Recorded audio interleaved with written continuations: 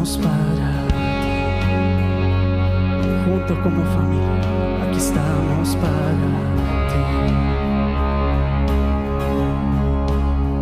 Que tu aliento venga del cielo, dando vida al corazón, aquí estamos para ti, aquí estamos para ti.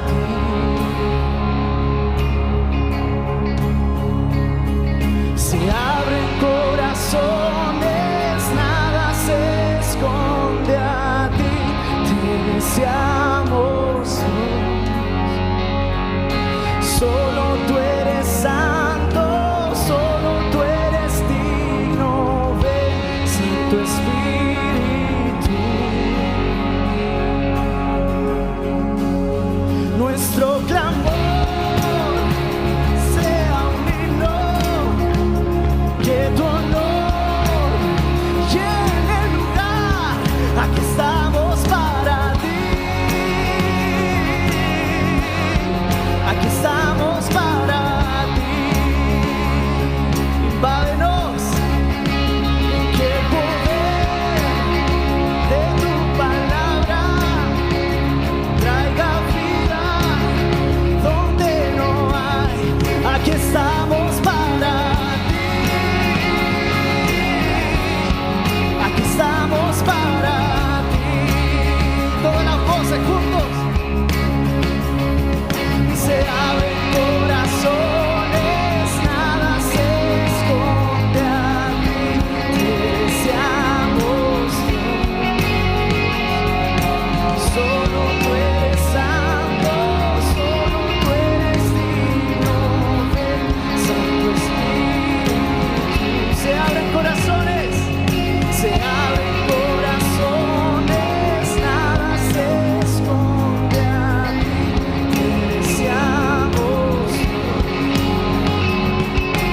Solo tú eres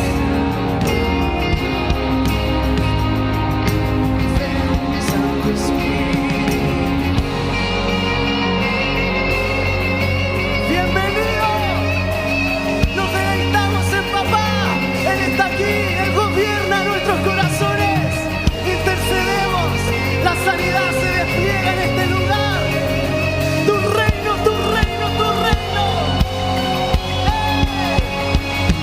Sé bienvenido aquí, sé bienvenido aquí, Dios siervo del amor, sé bienvenido aquí, sé bienvenido aquí, sé bienvenido aquí, Dios siervo del amor, sé de todo corazón, que todo corazón despierte a adorar, Dios siervo del amor, sé bienvenido aquí, sé bienvenido aquí, sé bienvenido aquí, Dios siervo del amor, sé bienvenido aquí. Levantamos un canto, levantamos un grito de adoración, el Rey está caminando en este lugar.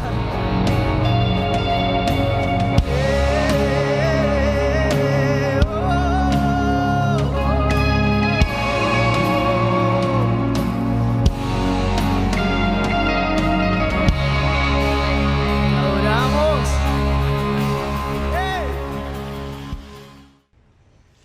Dios le bendiga en el nombre del Señor. Lindo poderle saludar, que la paz que sobrepasa todo entendimiento repose con abundancia en cada uno de ustedes.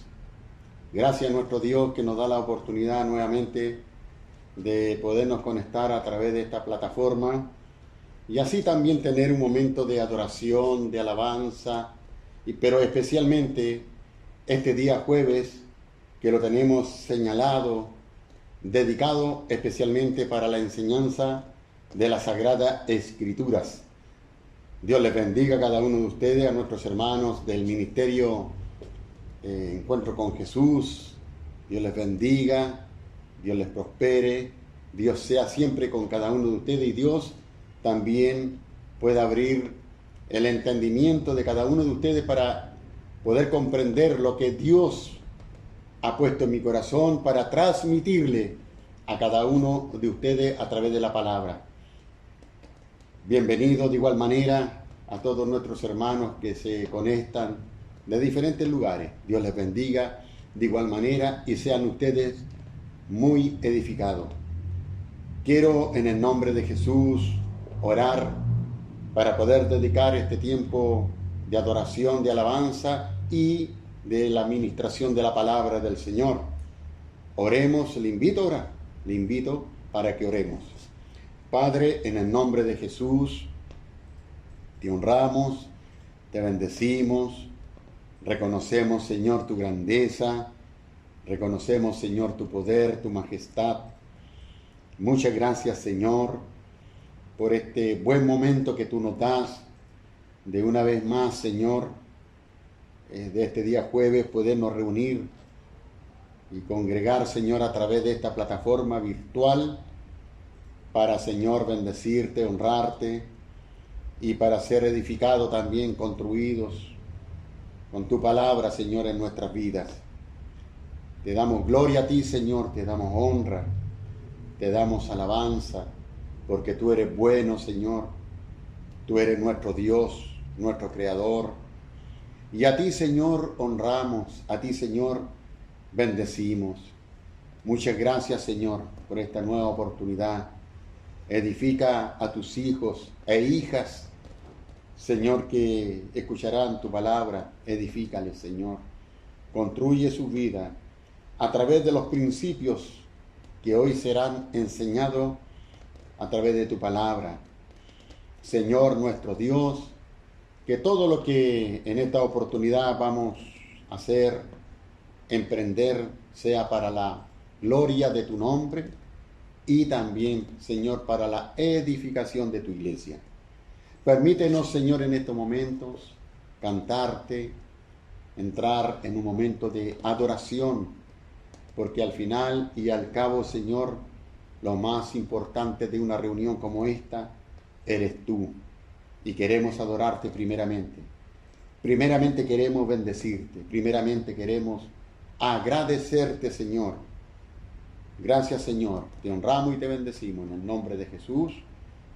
Amén y amén. Amén.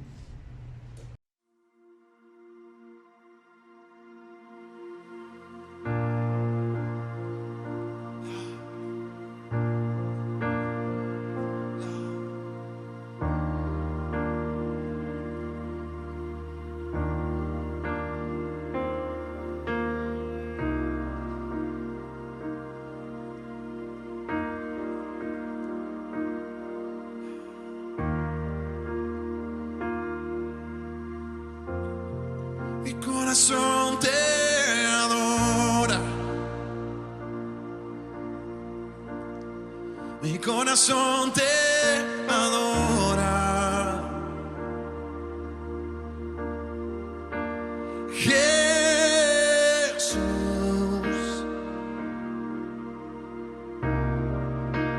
Jesús,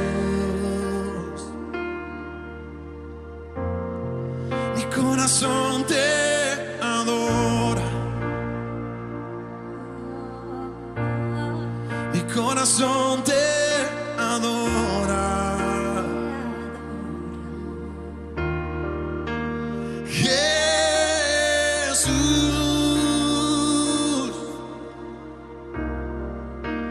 mi amado, mi corazón te adora. Que puedo oírse tu voz. Mi corazón te adora, Jesús, su nombre, Jesús,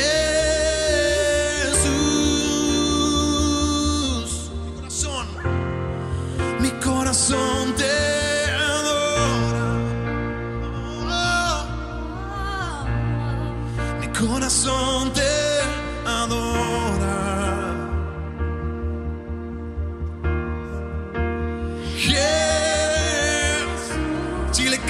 desde sus entrañas. Jesús, Jesús,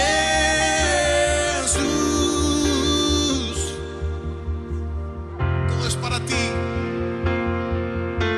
Y todo es para ti.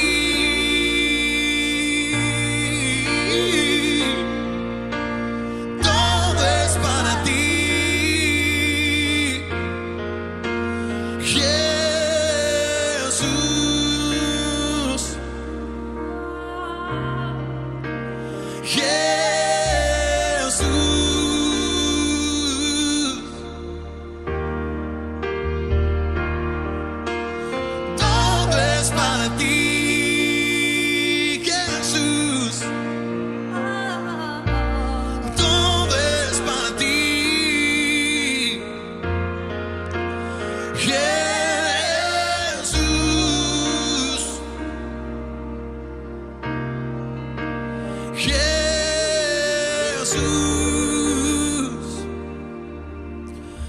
Este tiempo de orar y clamar, si le vuelve al primer amor, si le vuelve al primer amor.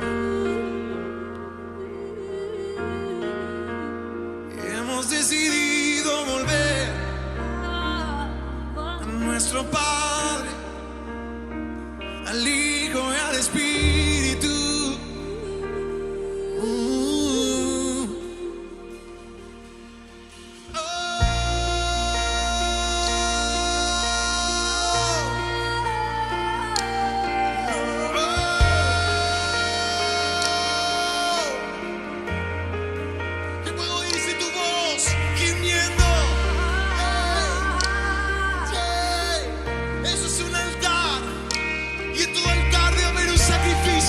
Y hoy, esta tarde, somos sacrificio vivo, santo y agradable.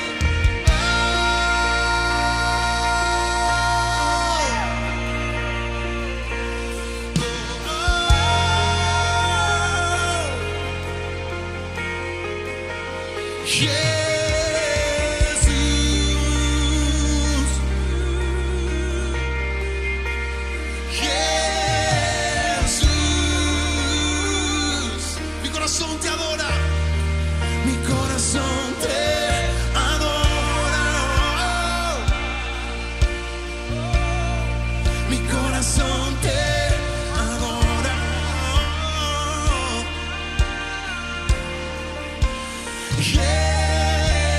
Jesús, Chile tiene dueño.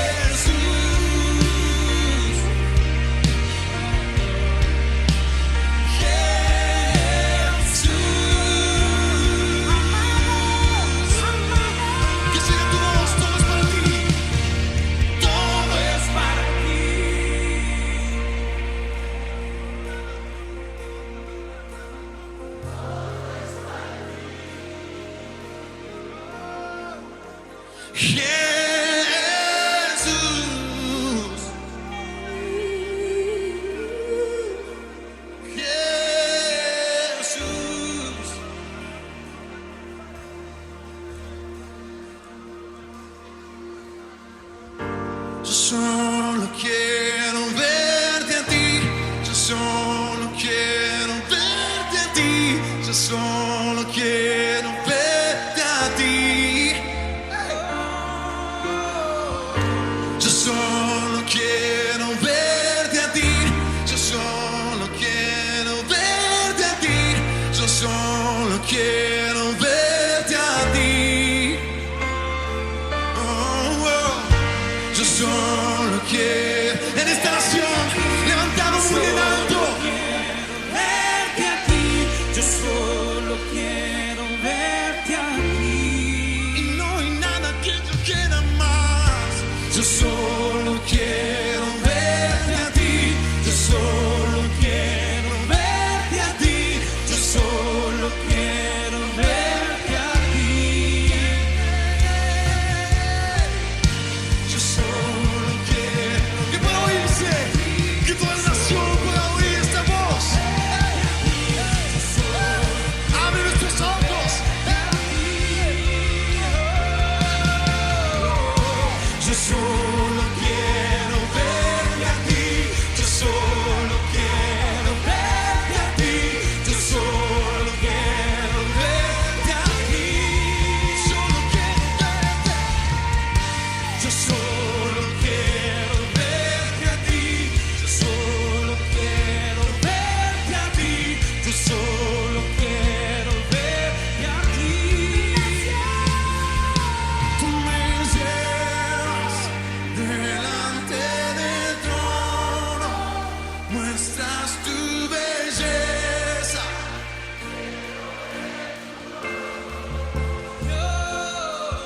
Me llevas delante del trono, muestras tu belleza. Quiero ver tu rostro.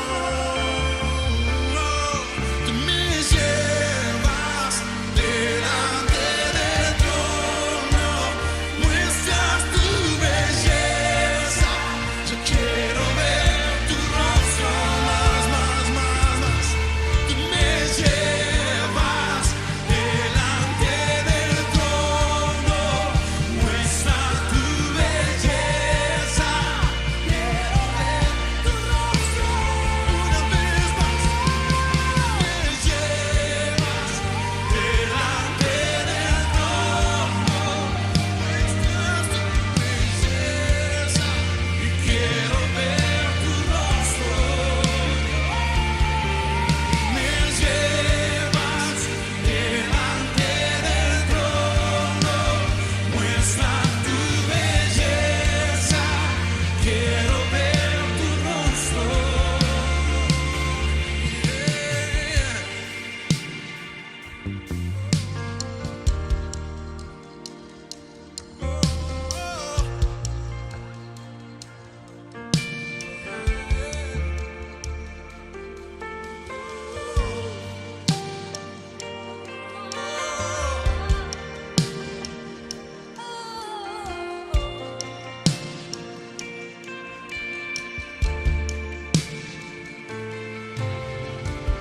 Tu rostro brilla más que el sol, tus ojos como llamas de fuego, en tu boca una espada afilada y nuestro amado viene.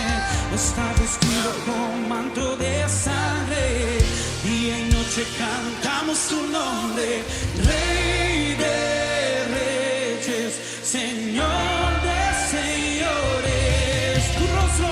Tu rostro brilla más que el sol, tus ojos como llamas de fuego, en tu boca una espada afilada y nuestro amado viene. Está vestido con manto de sangre, día y noche cantamos tu nombre, Rey de Reyes, Señor de Señores. Y nuestro amado viene, nuestro amado viene.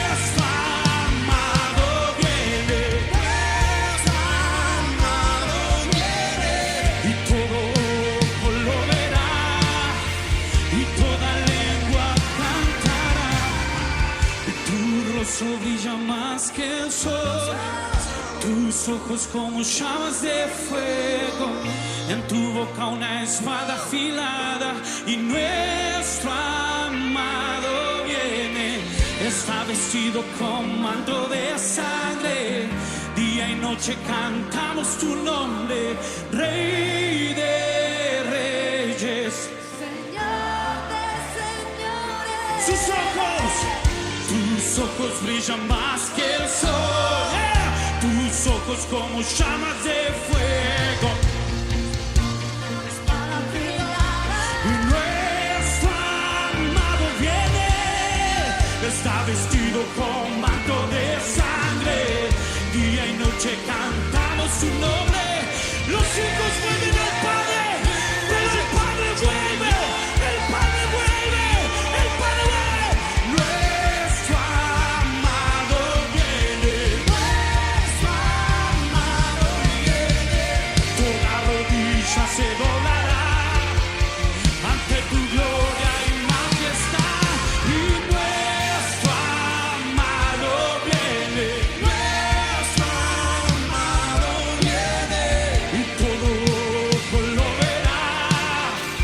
La batería, las voces, nuestro amado viene, y nuestro amado viene.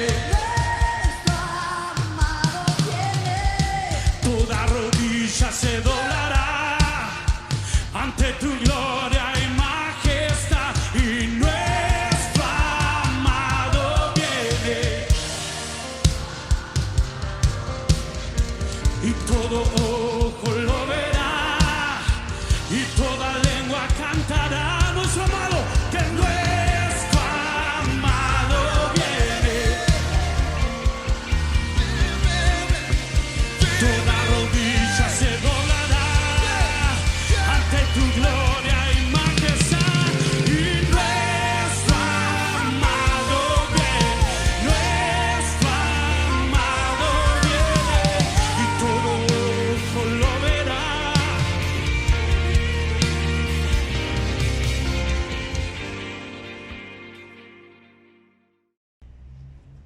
Amén. Gloria a Dios. Bendito el nombre del Señor. Él es bueno. Mire qué linda la oportunidad que nuestro Dios nos da a cada uno de nosotros de poder ser sus adoradores. Privilegio grande. Qué privilegio Dios nos da de poder cantarle a Él.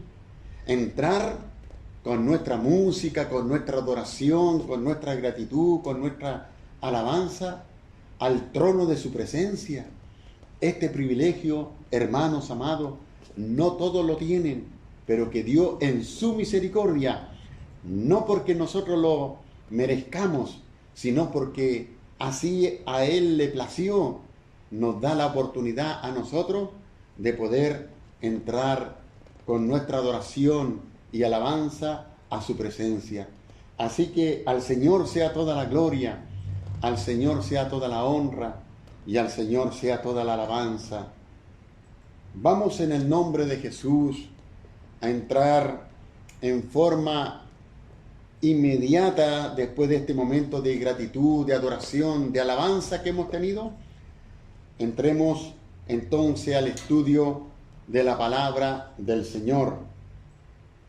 Y la palabra del Señor en esta oportunidad se encuentra allí en el libro de los Hechos. Hechos, capítulo 4, verso 36.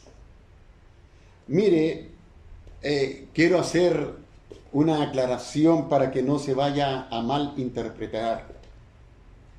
Lo que quiero decir es que aparte de Jesús, nuestro Señor, aparte de Jesús, nuestro Cristo, y digo aparte porque Él es el único en todo. Jesús es el único en todo, el que se merece el reconocimiento, el que se merece toda nuestra gratitud, adoración y alabanza. Pero aparte de Jesús, todos nosotros, por lo general como creyentes, también nos identificamos con algún personaje de las Sagradas Escrituras, al cual nosotros le consideramos o lo consideramos como uno de nuestros héroes de la fe. Nos identificamos con él o con ella por las características naturales, por los dones, por su testimonio y por sus hechos que ellos realizaron. Y seguramente que tú también te sientes identificado con alguno de estos personajes bíblicos, como por ejemplo, algunos se sienten identificados con la vida, con los hechos y persona de Josué. Otros se sienten identificados con la vida del profeta Elías.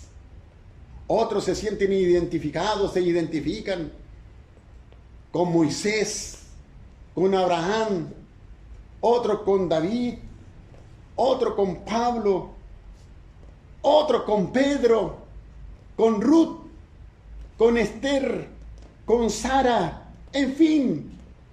Hay muchos personajes bíblicos que hicieron historia con los cuales nosotros nos podemos identificar y que nosotros les llamamos que son nuestros héroes de la fe.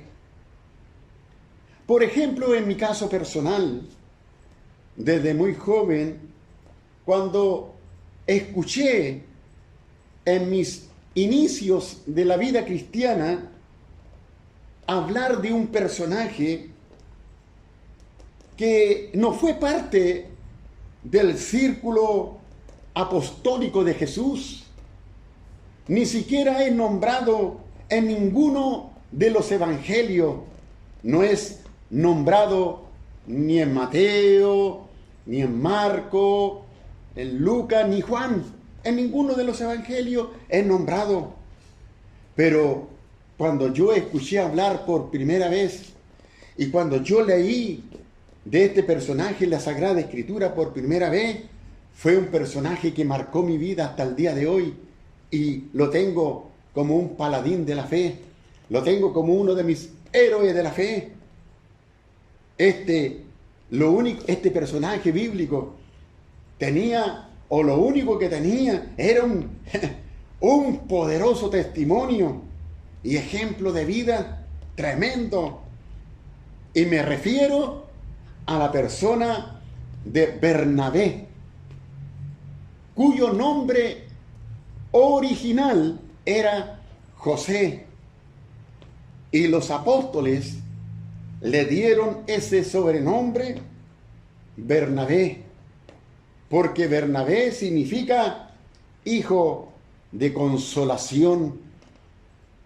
Y la idea en esta noche, en este estudio, es justamente hacerle un seguimiento a la vida de Bernabé a través del libro de los Hechos. Por primera vez, Bernabé es señalado allí en el libro de los Hechos, capítulo 4, verso 36 al 37. Este varón llamado Bernabé tenía un testimonio de vida, pero poderoso. Tan poderoso que éste había logrado ganarse el reconocimiento y respeto de los mismos apóstoles. Los apóstoles de Jesús reconocían que este varón, que este hombre era realmente un hombre o un varón de Dios. Los apóstoles reconocían también algo muy especial en la vida de Bernabé, Y esto era que Bernabé era un hombre que amaba servir a su prójimo, que se identificaba con las necesidades espirituales. Bernabé era un hombre que se identificaba con las necesidades emocionales y aún económicas de las personas, de los pobres y necesitados.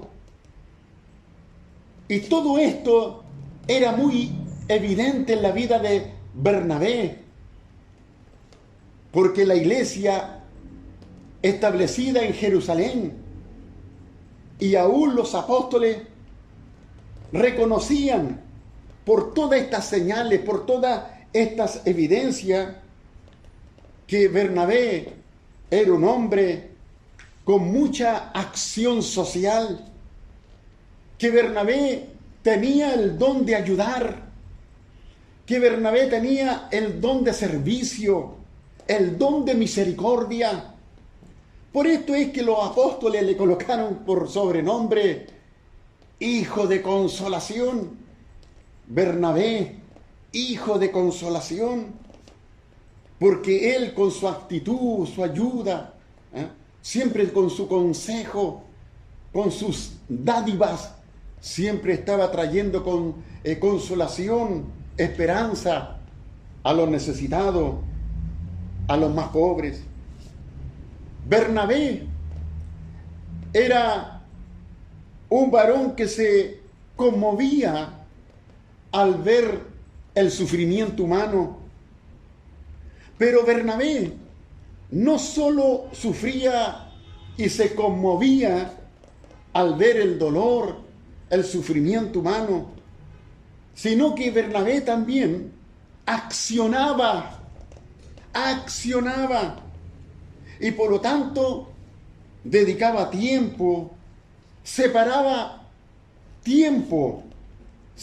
talentos y aún separaba de sus propios recursos económicos para poder ayudar, para poder cubrir la necesidad social de los más pobres, a tal punto que en Hechos capítulo 4 verso 37 nos enseña la palabra de Dios que Bernabé tenía una heredad, tenía una propiedad por ahí, y él la vendió, y el precio de la heredad, el precio, lo que él recaudó de la venta de esa propiedad, la ofrendó, la dio como una ofrenda de amor y se la entregó a los apóstoles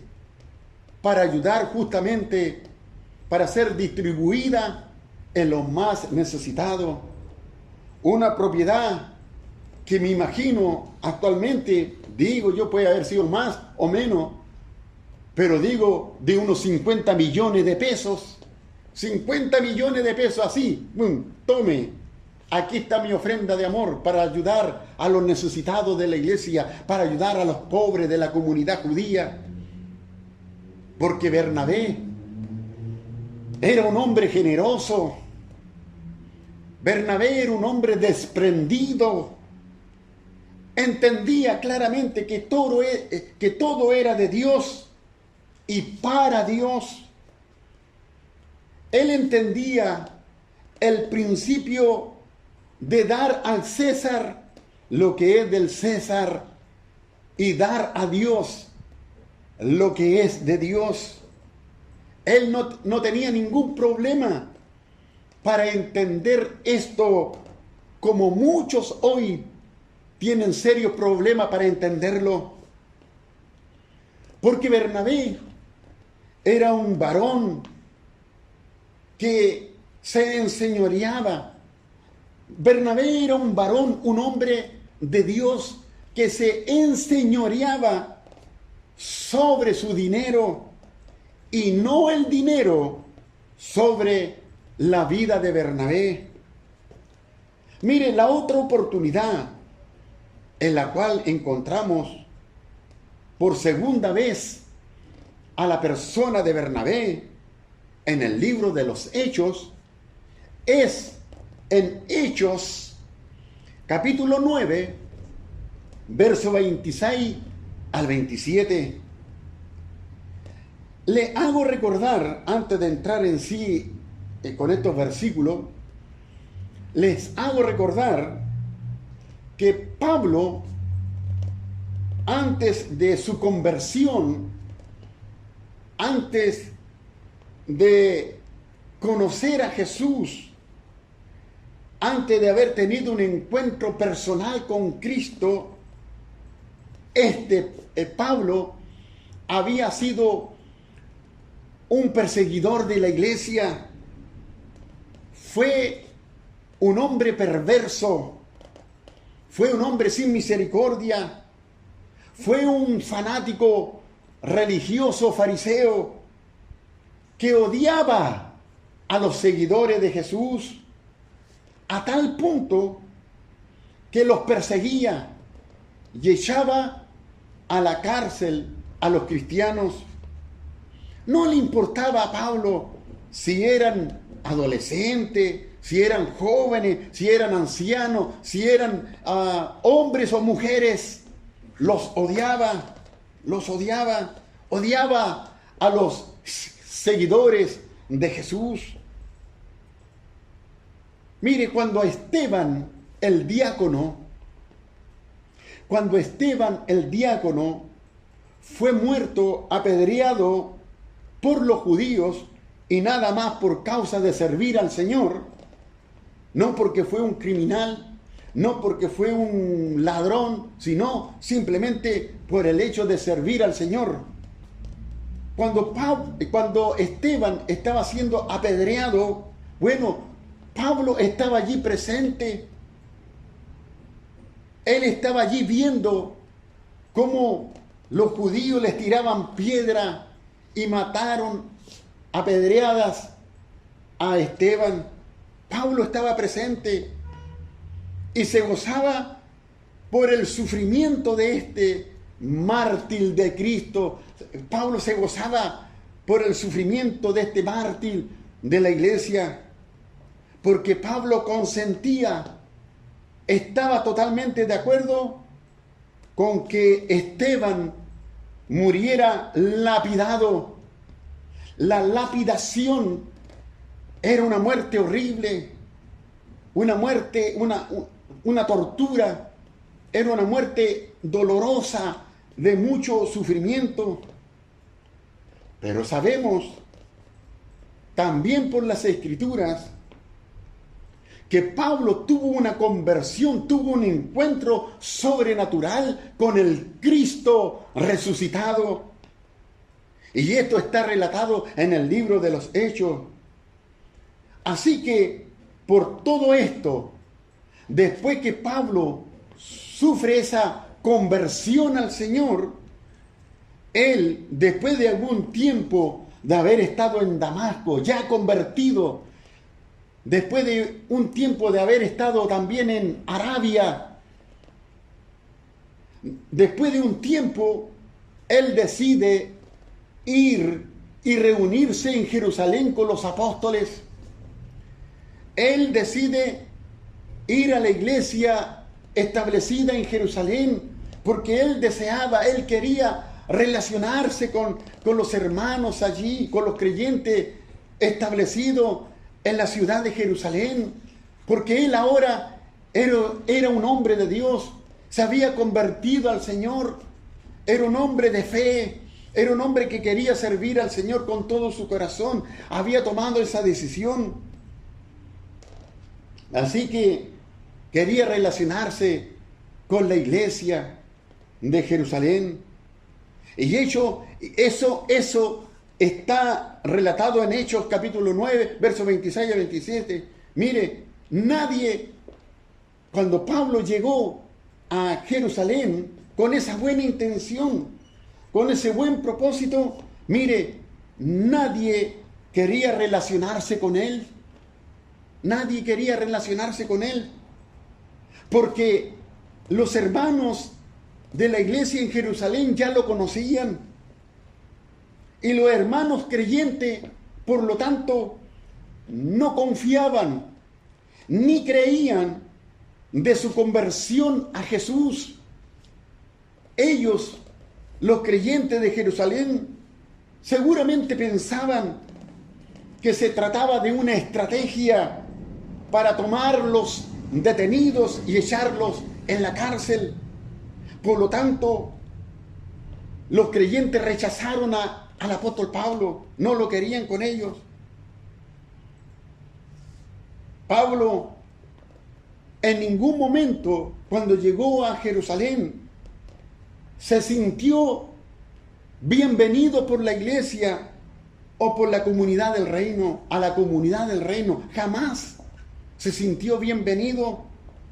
Al contrario, nadie lo quería recibir, nadie se quería juntar con él por todo lo que había hecho y sido en tiempos pasados. No confiaban que esa conversión que decía tener era verdadera. Pero ahí, en ese escenario, en esa situación de dolor, porque me imagino, trato de ponerme en los calzados de Pablo, él yendo con la mejor intención de relacionarse con los hermanos en la iglesia de Jerusalén. Mire todo lo que recibió el rechazo. Fue una situación muy incómoda, dolorosa también para él. Pero mire, allí vemos que se presenta ante él un varón. Ahí vemos una vez más a Bernabé.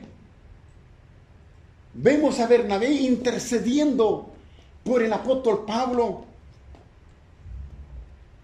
Bernabé, dándose cuenta de la situación que estaba ocurriendo, es que Bernabé toma a Pablo y lo conduce donde estaban los líderes principales de la iglesia, que eran los apóstoles. Y Bernabé actúa como un verdadero mediador. Bernabé actúa como un verdadero intercesor ante los apóstoles a favor del apóstol Pablo. Y Bernabé le explica a los apóstoles acerca del testimonio de la conversión de Pablo, de cómo Jesús le había salido al encuentro camino a Damasco.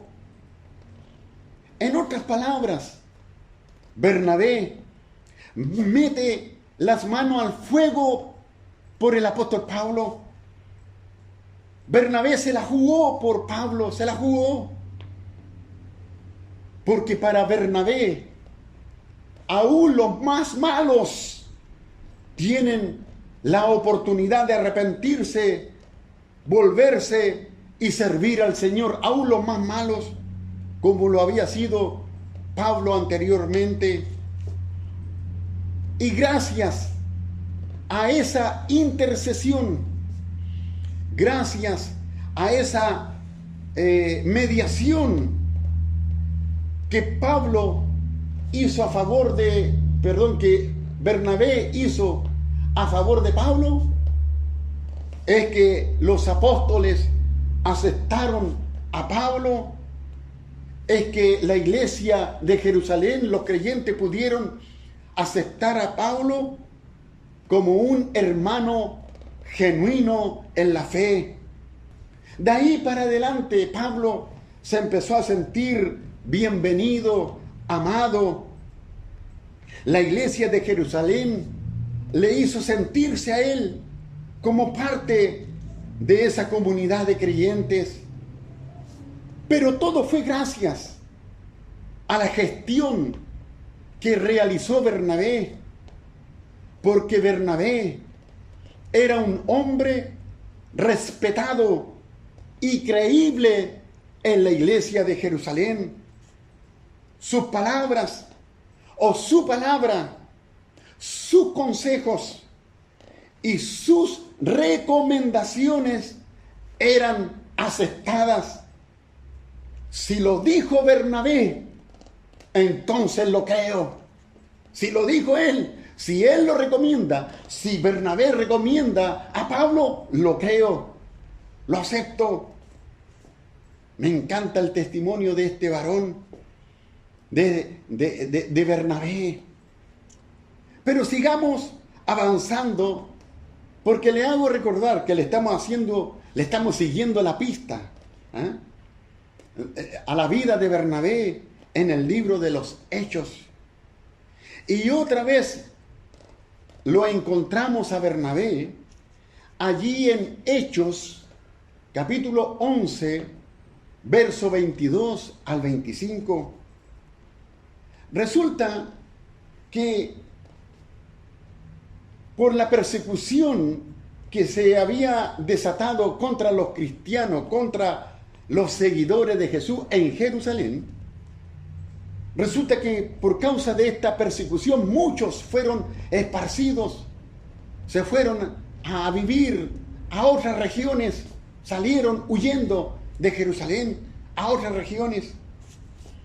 Y algunos de estos creyentes que salieron de Jerusalén por causa de la persecución, llegaron a Antioquía, que hoy es una ciudad turca, está en Turquía actualmente.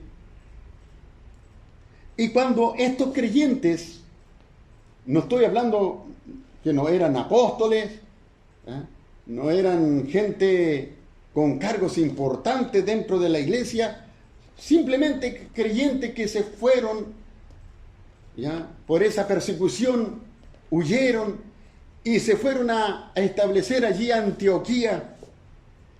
Pero resulta que estos creyentes no eran cualquier creyente, eran creyentes apasionados por Cristo, eran creyentes que amaban a Jesús, eran creyentes que estaban dispuestos a darlo todo por Jesús, eran creyentes apasionados por la evangelización, eran creyentes que tomaron en serio el servir a Dios, tomaron en serio la gran comisión que Jesús había dejado establecida para la iglesia. Y cuando estos creyentes llegaron a Antioquía, empezaron inmediatamente a evangelizar.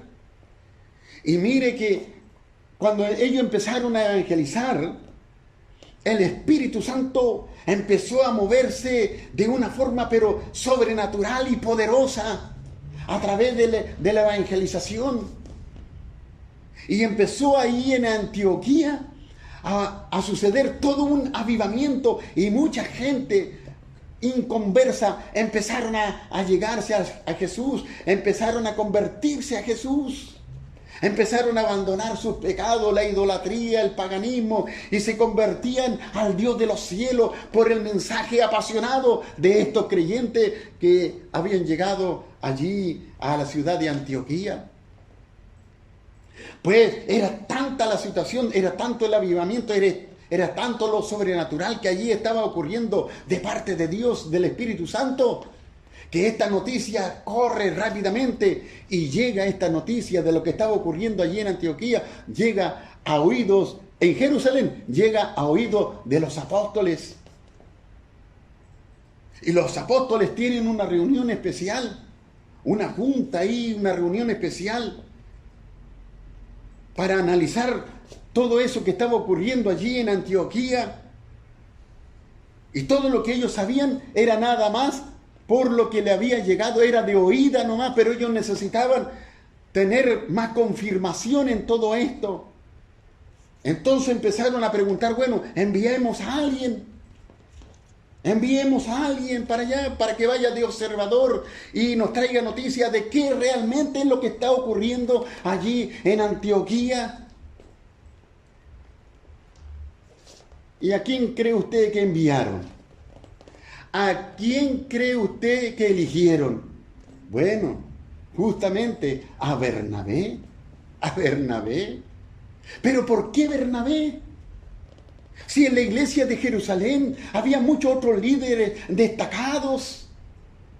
Acuérdense que ya existían los diáconos. Ahí en el capítulo 6 del libro de los Hechos relata cuando fueron escogidos los diáconos. Oiga, para ser un diácono en la iglesia en Jerusalén había que reunir ciertos requisitos importantes. No podían ser cualquier persona que ocupara esos cargos importantes dentro de la iglesia.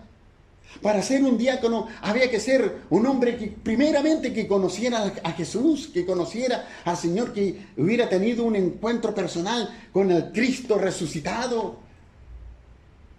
Para ser un diácono había que ser un hombre con sabiduría. Para ser un diácono había que ser un hombre de fe. Para ser un diácono había que ser un hombre lleno del Espíritu Santo. Eso eran los mínimos requisitos que se tenían que tener para ser un diácono, para asumir una labor de liderazgo dentro de la iglesia. Así que los apóstoles perfectamente podrían haber dicho, bueno, mandemos a uno de nuestros diáconos o a un par de ellos, mandémoslo de observador allí a la ciudad de Antioquía. Pero no lo hacen. No señalan a ninguno de ellos. Algunos de los apóstoles podrían haber dicho, bueno, mandemos a tal apóstol, mandemos, no sé, pues, a Matías. Alguno de ellos podría haberse ofrecido, ya yo voy a ir. O un par de ellos hubieran dicho, nosotros vamos a ir a Antioquía y vamos a ir a ver. Pero ninguno de ellos tampoco va. Sino que más bien de ellos dicen, enviemos a alguien. ¿A quién enviamos? Y ellos mismos, los apóstoles, proponen enviar a Bernabé. ¿Por qué eligieron a Bernabé? Si en la iglesia de Jerusalén habían tantos otros buenos y destacados líderes competentes, responsables, amadores de Jesús, apasionados también por Jesús. Pero entre todos esos líderes ellos eligen a Bernabé. ¿Por qué? Porque primeramente Bernabé no era un neófito, un principiante. Bernabé ya a esa altura era un líder ya reconocido en la comunidad cristiana de Jerusalén. Bernabé era un hombre maduro. Bernabé era un hombre con sólidas bases doctrinales, con sólidas bases bíblicas y espirituales. Era un hombre con experiencia, que ya llevaba algunos años sirviendo fielmente al Señor. Pero aparte de eso, al parecer también Bernabé era soltero. Porque Bernabé podía irse para donde él quería, el tiempo que él quería.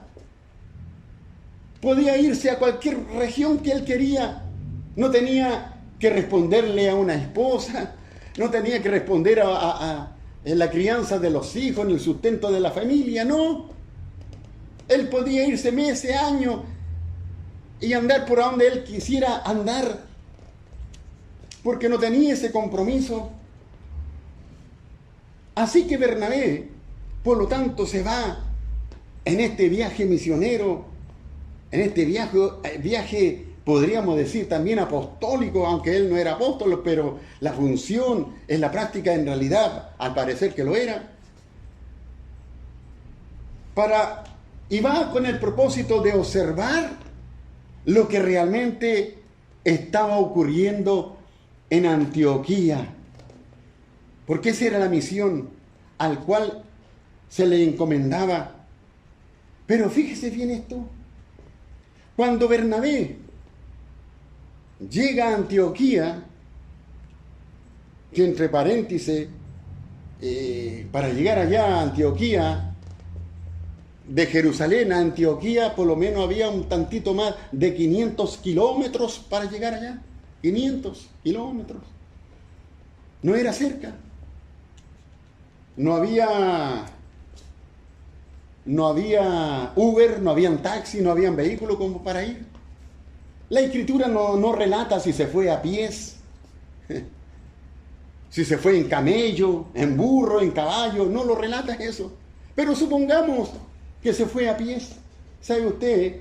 La distancia de 500 kilómetros es una distancia de aquí, de la ciudad de Antofagasta, a la ciudad de Iquique, y de ahí de Iquique a Pozo Almonte. Eso más o menos son 500 kilómetros. Que si una persona se va de a pie, lo recorre en 13 días. En 13 días.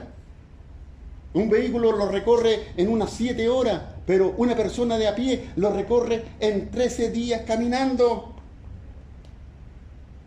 Así que vamos a suponer que se fue caminando 13 días caminando.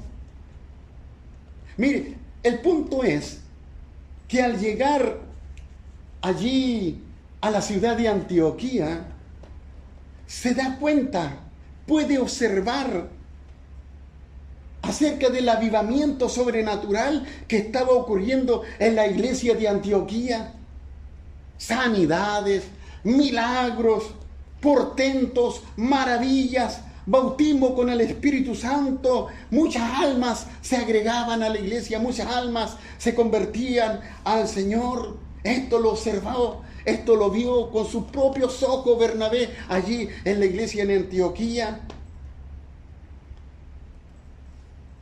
Y Bernabé, al ver esto, lo que Dios estaba haciendo, lo sobrenatural de Dios en todo esto, es que él se regocijó, se alegró con lo que estaba ocurriendo allí, y aún animó a los hermanos de la iglesia de Antioquía a seguir firmes en la fe. ¿Sabe por qué se alegró Bernabé? ¿Sabe por qué se regocijó en lo más profundo de su alma?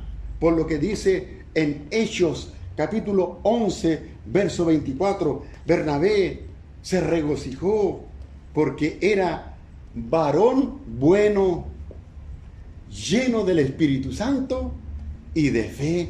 ¡Ja! ¡Qué tremendas cualidades! ¡Qué tremendas cualidades Dios le da a este varón! Era un hombre bueno, un varón bueno, lleno del Espíritu Santo y de fe. Mire, cuando Bernabé llega a Antioquía, él era un hombre con entendimiento, era un hombre sabio, con entendimiento, que sabía discernir lo que era de Dios y lo que no era de Dios. Mire, la iglesia establecida en Jerusalén estaba compuesta básicamente de judíos, pero la iglesia en Antioquía estaba compuesta mayormente de gentiles, de gente que no era judía. Por lo tanto, eran dos culturas diferentes. Pero Bernabé había sido formado cristianamente dentro de una cultura litúrgica judía. Y cuando él llega con esta liturgia, con esta mentalidad y formación de la liturgia judía en Jerusalén, cuando él llega a Antioquía, se da cuenta que la forma de adorar, que la forma de cantar, que la liturgia, que la forma de hacer un culto, una reunión para el Señor, es muy diferente a lo que ellos tenían o hacían en Jerusalén, porque eran dos culturas diferentes. Pero aquí donde esto es lo que me impresiona de este varón de Dios, porque él, a pesar de que había sido formado dentro de una cultura judía, él en su mente estaba libre de legalismo religioso judío. Estaba libre de esos legalismos. Por lo tanto, cuando él llega y ve todo lo que está sucediendo y la forma de adorar que ellos tenían, de cantar, de danzar, que la iglesia de Antioquía tenía, él no se molestó, ni mal interpretó esa forma. Él no viene con esa actitud arrogante, porque había sido enviado nada menos que por los apóstoles. Por lo tanto, había un peso de autoridad espiritual en él. Pero él no llegó con esa actitud arrogante y se puso en medio de toda la iglesia y paró todo el asunto y empezó a decir, a ver, hermanos, por favor, paremos el escándalo. No, jamás asumió esa actitud. Al contrario, él se regocijaba, se alegraba por lo que estaba ocurriendo en la iglesia de Antioquía. Porque Bernabé era un hombre con entendimiento. Para él le era fácil adaptarse a las nuevas formas litúrgicas, porque Bernabé mentalmente era flexible. Ay, qué importante esto en la vida ministerial, en la vida de un líder. Bernabé mentalmente era flexible. Mire, yo creo que en la vida de liderazgo, en la vida ministerial, hay momentos donde uno tiene que ser como roca, inconmovible, y nadie lo tiene que mover de esa posición, especialmente cuando se trata de doctrina. Uno hay momentos que tiene que ser como roca, pero hay momentos también en la vida que nosotros tenemos que ser como ríos. Y usted sabe que los ríos son flexibles, se van adaptando de acuerdo a la zona geográfica que estos van cursando, que estos van moviéndose o bajando. Hay momentos que tenemos que ser como rocas, pero hay momentos que también tenemos que tener flexibilidad. Y Bernabé era un hombre así, tenía también flexibilidad. Bernabé entendió que lo que estaba ocurriendo en la iglesia de Antioquía era por un accionar genuino del Espíritu Santo. Él se lo pudo discernir, ver. Por lo tanto, cuando él veía que los hermanos danzaban, aplaudían, que cuando los hermanos hacían, no sé, a lo mejor hasta una ronda para danzar, para saltar, Bernabé no observaba de lejos. No, Bernabé también se metía ahí a la fiesta y también danzaba seguramente, y también aplaudía, y también levantaba las manos, en fin, porque era un hombre que se adaptaba. Él no era un observador que criticaba de lejos lo que otros o cómo lo estaban haciendo, la forma de culto que tenía la iglesia de Antioquía, sino que él también se involucraba, participaba, porque le era para él fácil adaptarse, porque era un hombre con mentalidad flexible. Mire, como la iglesia allí en Antioquía tuvo un crecimiento, empezó a tener un crecimiento exponencial, es decir, un crecimiento rápido, un crecimiento veloz, vertiginoso, inesperado, porque era Dios el que estaba moviéndose allí. Bernabé consideró que era sumamente importante, básico, fundamental, atender a los nuevos creyentes, a los nuevos discípulos que el Señor estaba añadiendo a la iglesia. Había que pastorearlos, había que atenderlos, había que colocarle bases espirituales y doctrinales en la vida de cada uno de ellos como creyentes. había que enseñarles las doctrinas fundamentales del Evangelio, pero también, como el crecimiento fue exponencial, era mucho el trabajo que había que realizar. Y Bernabé, por lo tanto, reconoce que hacer todo ese trabajo solo le era imposible. Así que Bernabé, por lo tanto, viajó a Tarso, y de Antioquía a Tarso habían por lo menos unos 140 kilómetros que recorrer. Y de nuevo emprende viaje Bernabé a la ciudad de Tarso. Y el propósito de ir a Tarso era ir a buscar al apóstol Pablo, que estaba allí, para pedirle ayuda, colaboración, a fin de que él pudiera estar con Bernabé allí en Antioquía y así poder enseñar o dar enseñanza a los discípulos que Dios había llamado al camino del Señor. Así que Bernabé toma a Pablo y lo trae a Antioquía, y estuvieron durante un año enseñando la palabra del Señor. Y en ese año, tanto Bernabé como Pablo consolidaron la iglesia. Esa iglesia que recién estaba naciendo, la pudieron consolidar.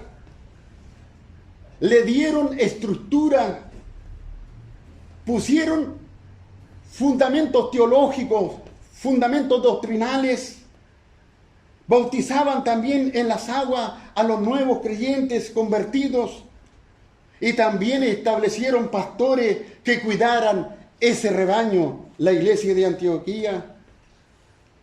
Ahora, lo que rescato yo de Bernabé en esta experiencia es que él era un hombre que daba oportunidades ministeriales a otros.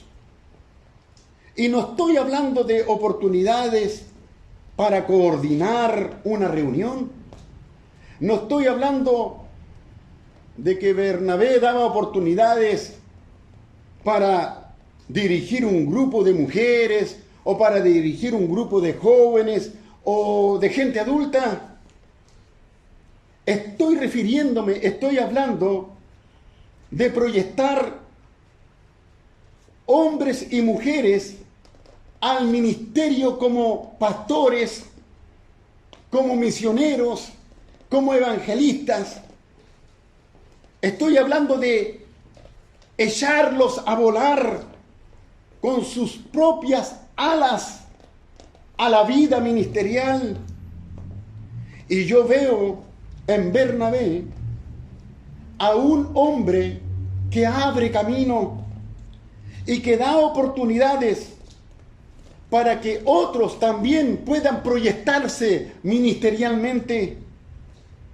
No veo en la vida de Bernabé a un hombre egoísta que solo utiliza a los demás para edificar su propia parcela o su propio reinito particular que pueda tener. No veo de esa manera a Bernabé. Mire, le cuento una historia personal. Tenía un año de convertido, más o menos unos 20, 21 años, ya no recuerdo muy bien, pero tenía un año de convertido, y el llamado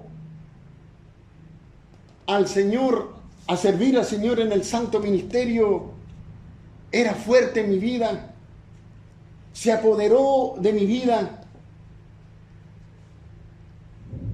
Porque cuando Dios llama a alguien, es tan poderoso ese llamado que no lo suelta más. Y yo tenía ese llamado al santo ministerio. Quería con todo mi corazón y pasión, quería dedicarme tiempo completo a la obra del ministerio, a servir al Señor. Y teniendo esa experiencia, pasando por ese momento fuerte en mi vida que la verdad, hermanos, yo dormía con eso, con esa sensación, con esa ansia del ministerio, comía con eso, pasaba el día pensando en esto, era algo que se había apoderado de mí. El llamado es algo muy fuerte que no te va a dejar nunca tranquilo, no te va a soltar hasta que cuando tú te involucres y Dios te va a poner, mire, 1000 y 10.000 obstáculos y te va a cerrar puerta y te va a abrir puerta para que ese llamado se pueda concretar en ti, porque esa es su voluntad, porque esa es la voluntad de Dios para ti. Cuando Dios llama a alguien, perdónenme la expresión, cuando Dios le echa el ojo a alguien, no lo suelta más.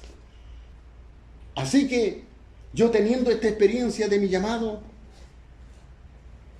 llega una revista a mis manos que antes se editaba en la Iglesia de Dios, en nuestra corporación, llamada El Evangelio, y allí el obispo nacional de Portugal hacía un llamado a todos los que tenían un llamado al ministerio para trabajar como misionero allá en Portugal. Y yo dije, esto es para mí, esto es para mí. Así que hice los contactos con misiones en los Estados Unidos, y el tema es que me llegó la carta de aprobación, pero lo que ellos necesitaban en el Comité de Misiones de los Estados Unidos, lo que ellos, porque digo Estados Unidos porque allí donde nosotros tenemos nuestras oficinas mundiales, lo que ellos necesitaban era una carta de recomendación de mi pastor, y que mi pastor que yo tenía que llenar todo un informe para darme la salida de la iglesia, porque el Comité de Misiones no admite nada a nadie en el ministerio, no le da oportunidad a nadie si primero no tiene la aprobación del pastor local, si primero no se llena un informe firmado por el pastor local, en este caso el pastor que yo tenía. Cuento corto, se me fue negado, se me negó. No me dio esa oportunidad mi pastor. Yo deseaba tanto irme, quería servir al Señor con toda pasión como misionero allí en el país de Portugal, porque había una necesidad de obrero allí. Pero mi pastor no quiso darme el pase, la salida. No quiso hacerme ese informe, no quiso firmar nada. ¿Y por qué? Porque yo le era útil aquí en la iglesia que él pastoreaba. Yo le era útil. Era uno de sus principales líderes. Él no quería perderme. Entonces, eso me desanimó mucho. Fue muy frustrante para mí. Me sentí muy defraudado por mi pastor por esa actitud egoísta que él tuvo para conmigo, porque él ministerialmente pensó solo en él, pero él no pensó en mí, que yo también tenía un ministerio, un llamado al ministerio, y que también necesitaba que alguien pusiera ala, me lanzara para echarme a volar a la vida ministerial. Eso no lo pensó para nada. Él estaba preocupado solamente de hacer crecer su pequeño reino que él tenía. Fue frustrante, amargo.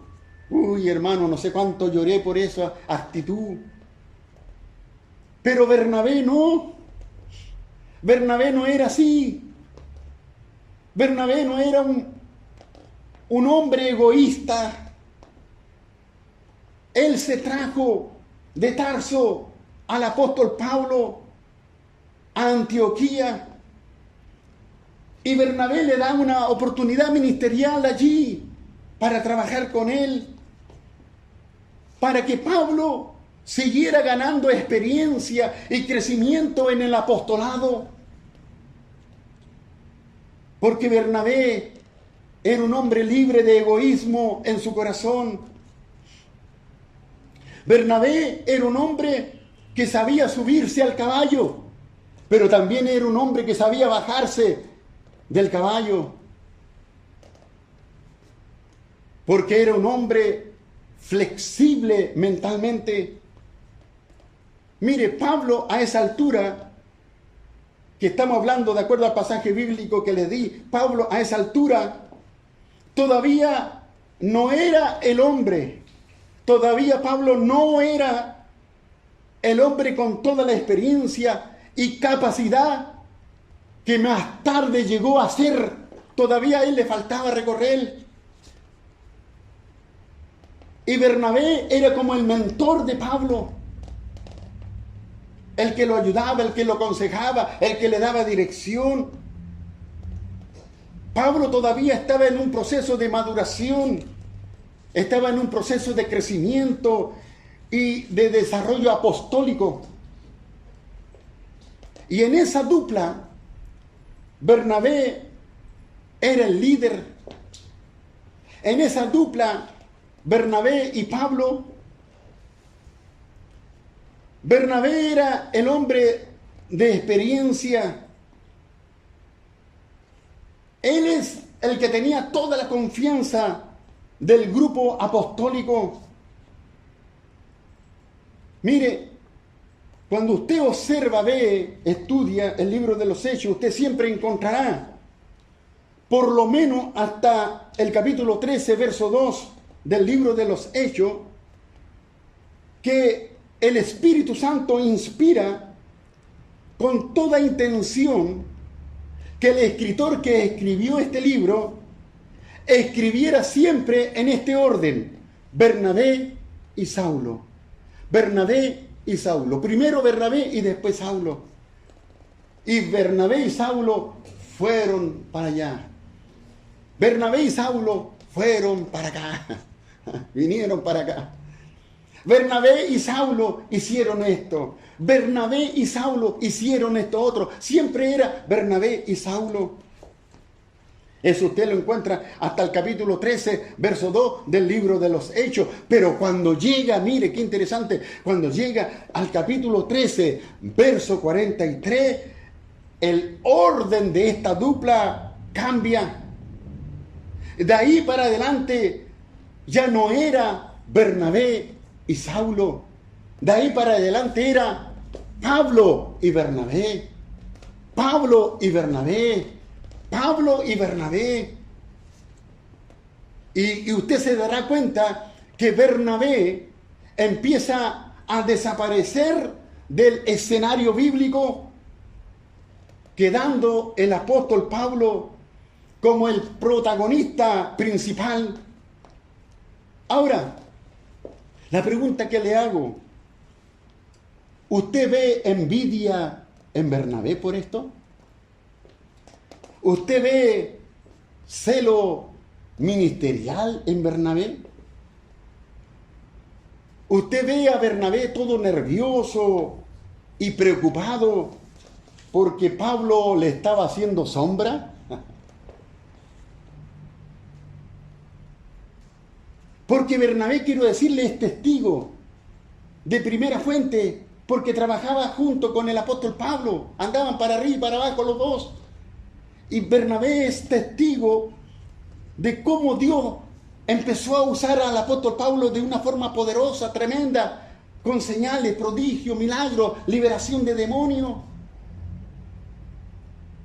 Bernabé se da cuenta que el crecimiento, el desarrollo en sabiduría, en maduración del apóstol Pablo es vertiginoso, es tremendo.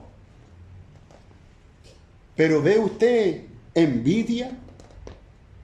¿Ve usted celo ministerial en Bernabé? Para nada, para nada. ¿Sabe por qué eso no lo ve en Bernabé? Porque Bernabé fue un varón bueno, lleno del Espíritu Santo y de fe.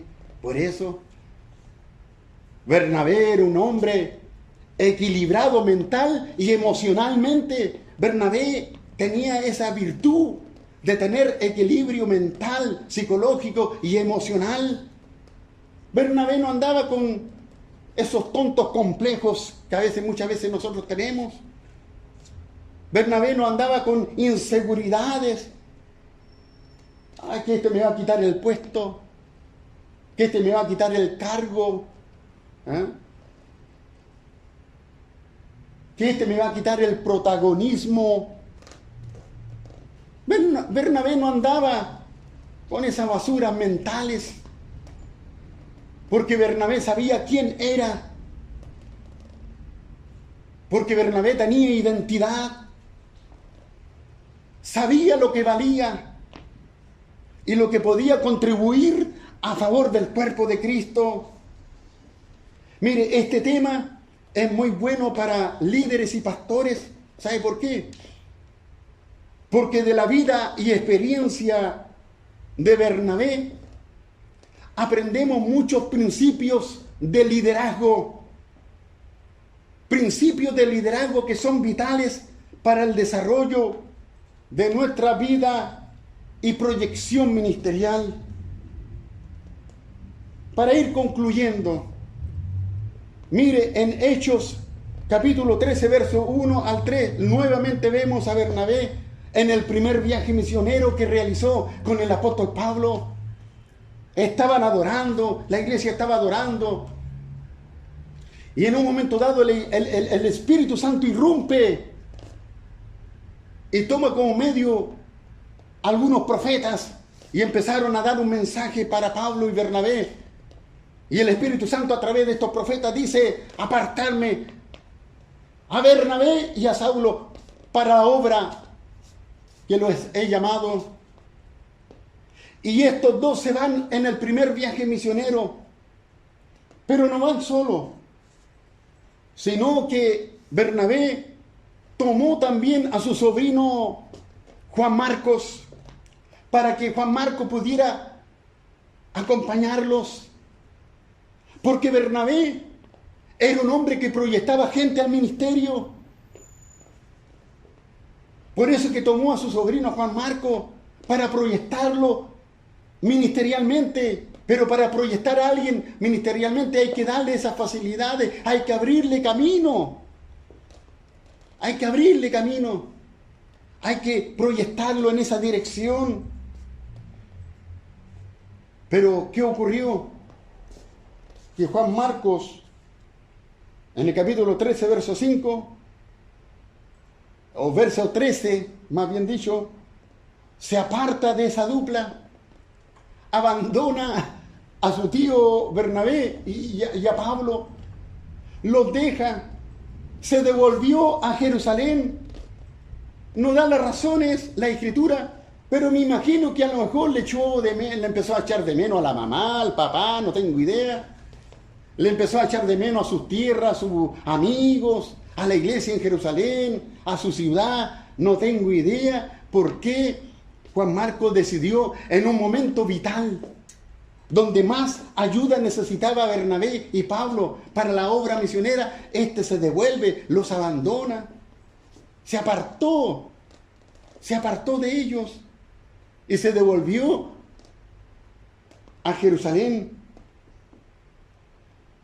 Bueno, ellos siguieron haciendo su trabajo misionero, pero en un segundo viaje misionero, y eso usted lo encuentra en Hechos capítulo 15, verso 36 al 41, en un segundo viaje misionero, ellos dos conversan, Bernabé, Pablo conversan para ir a hacer un recorrido por todos los lugares que habían visitado antes, para ir consolidando mejor el trabajo que habían realizado en el primer viaje misionero.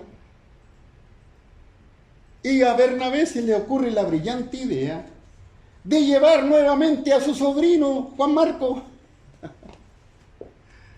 Y Pablo, saltó como cabinza, porque Pablo era un hombre con temperamento fuerte, con un liderazgo fuerte.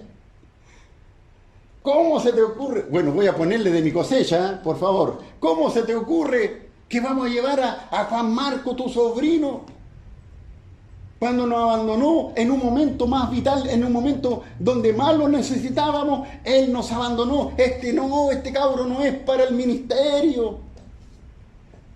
Así que no lo llevemos, no estoy de acuerdo que lo llevemos. a este segundo viaje misionero. ¿Para qué lo vamos a llevar? Para que no haga la misma. Ese era el pensamiento prácticamente de Pablo, por eso que se opuso totalmente a que Bernabé llevara a Juan Marcos en una segunda oportunidad, en una segunda vez. Mire, fue tanta la pelea entre Pablo y Bernabé,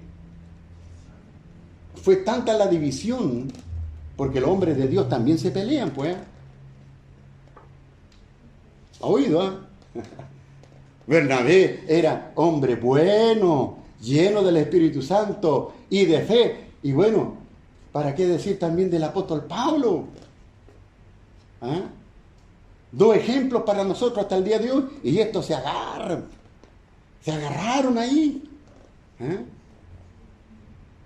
Y tuvieron tal desacuerdo que al final Bernabé tomó a Juan Marcos, su sobrino, y se fue a evangelizar a Chipre. Y Pablo tomó como ayudante a Silas y se fue a Siria, a Cilicia, y allí en esos sectores estuvieron evangelizando. Así que se dividió esta dupla por causa de la situación que había ocurrido anteriormente en el primer viaje misionero con Juan Marcos. Pero mire, allí en 2 de Timoteo, capítulo 4, verso 11, allí nos relata, en 2 de Timoteo, capítulo 4, verso 11, allí nos relata que Pablo manda a pedir que le enviaran urgentemente a Juan Marcos, al mismo Marcos que en el primer viaje misionero los había abandonado, pero ahora Pablo lo necesita, lo manda a buscar, y Pablo mismo dice, porque este Marco me es útil para el ministerio. Uy, ¿qué pasó? ¿Qué pasó con Pablo? ¿Qué pasó con Juan Marcos? Pablo no quería nada con Juan Marcos. Y en cierta manera Pablo tenía razón. Porque en la vida ministerial, y especialmente en el campo misionero, no podemos llevar gente a experimentar si tienen llamado o no tienen llamado. Porque la obra misionera, el trabajo misionero, no es para gente voluble, irresponsables. Porque en misiones hay que hacer inversiones grandes, muchas veces muy grandes, en dinero, en recursos. Entonces no se puede enviar a alguien para experimentar si tiene llamado, para experimentar. No, hay que ir a la segura. Y Pablo, en ese sentido, el reclamo que él tuvo con Bernabé en el primer viaje misionero, estaba en lo correcto, en cierta manera tenía razón. Donde Pablo quizás se equivocó es que hay que dar nuevas oportunidades.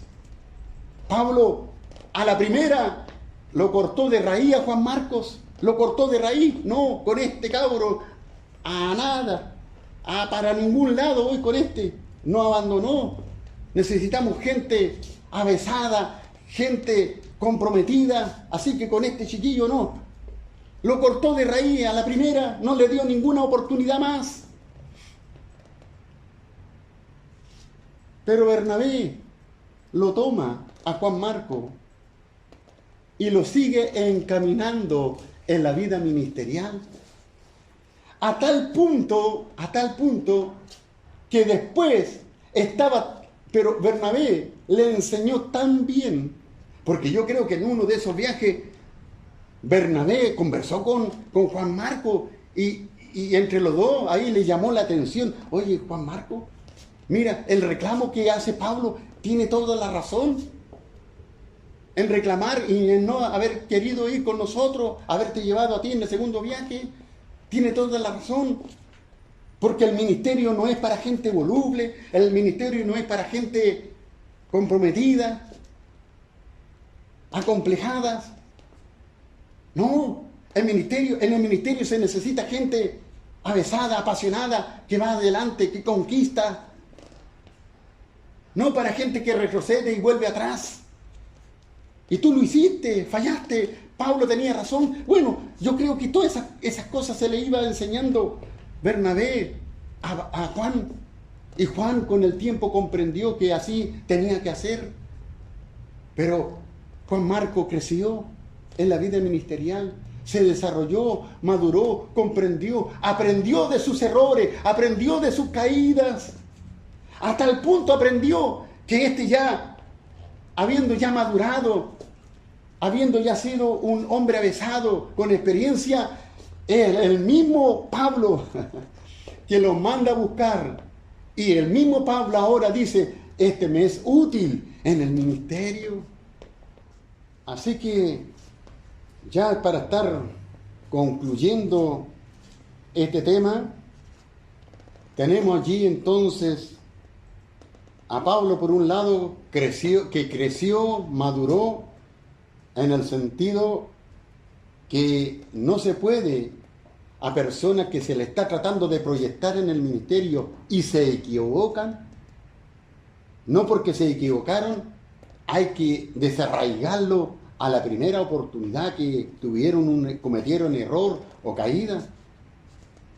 Y por otro lado, Juan Marco también aprendió de que la obra del Señor requiere de hombres serios, de mujeres serias, que tomen en serio a Dios en la obra ministerial.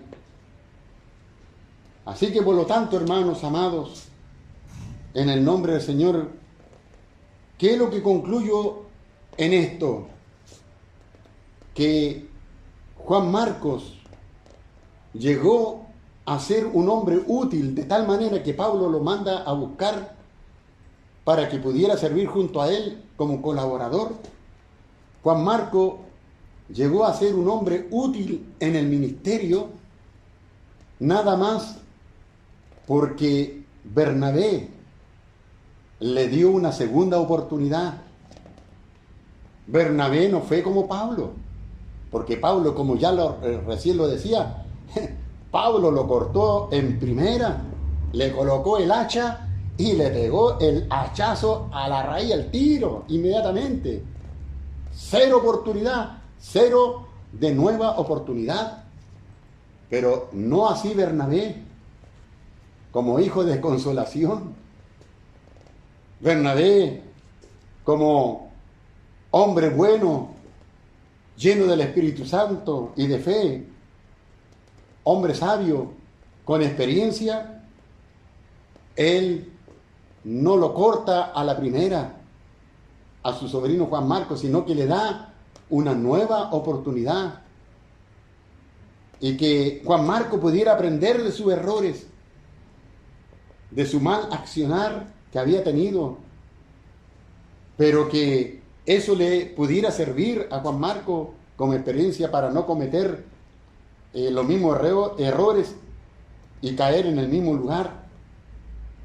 Así que Juan Marcos aprendió y llegó a convertirse en un hombre útil en el ministerio, porque Bernabé, este varón de Dios, supo darle una segunda oportunidad. Porque todos fallamos. Yo he cometido muchos errores también en mi vida ministerial, y especialmente cuando estaba recién encaminándome. Y cómo me hubiera gustado haber tenido un Bernabé a mi lado para que me enseñara, para que me encaminara, para que me hiciera ver mis errores, para que pudiera guiarme en mi vida ministerial. Cómo me hubiera gustado haber tenido un mentor para no haber cometido los errores de novato que cometí. Pero doy gracias al Señor por la vida de este hombre, de Bernabé, del cual podemos aprender todos estos principios de liderazgo, todos estos principios de vida para nosotros.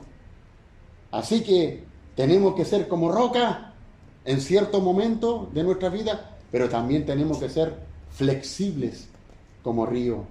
Dios les bendiga en el nombre del Señor. Llego hasta aquí con esta palabra, con esta enseñanza acerca de la vida de este siervo de Dios llamado Bernabé, hijo de consolación. Oremos en el nombre de Jesús, demos gracias al Señor. Señor, te honramos, te bendecimos, te damos gracias, Señor, por esta enseñanza que tú, Señor, has dado en esta oportunidad. Que esta enseñanza, Señor, haya caído en buena tierra, de tal manera que resulte en edificación para tus hijos e hijas. Gracias, Señor, por toda esta palabra que tú pusiste en mi corazón para entregar a tus hijos. En el nombre de Jesús, muchas gracias, Señor. Amén y amén. Amén. Bien, hermanos, en el nombre de Jesús, no se olviden, tenemos nuestra reunión el día domingo a las 11 de la mañana. 11 de la mañana, este domingo, nos reunimos para celebrar y honrar el nombre de Jesús. Dios le bendiga. Shalom, shalom, shalom. Paz del Señor.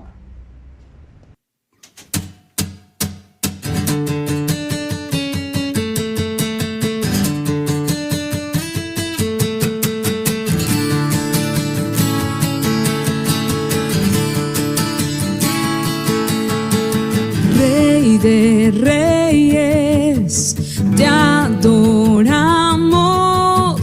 tu grandeza proclamamos. Rey de reyes, soberano, tu victoria celebramos. Él es Jesús, el que dio vida a nuestro corazón. Él es Jesús, digno de recibir toda adoración. Y Rey de reyes, te exaltamos, poderoso en majestad. Eres el camino y la verdad.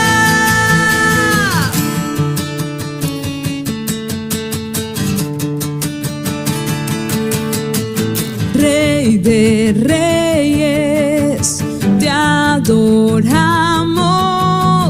tu grandeza proclamamos. Rey de reyes, soberano, tu victoria celebramos. Él es Jesús, el que dio vida a nuestro corazón. Él es Jesús, digno de recibir toda adoración. Y Rey de reyes, te exaltamos, poderoso en majestad. Eres el camino y la verdad. Y Rey de reyes, te exaltamos, poderoso en majestad. Eres el camino y la verdad.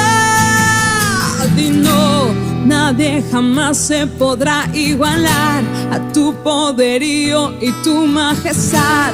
Eres principio y eres final, y para siempre tú reinas. No, nadie jamás se podrá igualar a tu poderío y tu majestad. Eres principio y eres final, y para siempre tú reinas. No, nadie jamás se podrá igualar a tu poderío y tu majestad. Eres principio y eres final, y para siempre tú reinas. No, nadie jamás se podrá igualar a tu poderío y tu majestad. Eres principio y eres final, y para siempre tú reinas. Rey de reyes, te exaltamos, poderoso en majestad. Eres el camino y la verdad. Y Rey de reyes, te exaltamos, poderoso en majestad. Eres el camino y la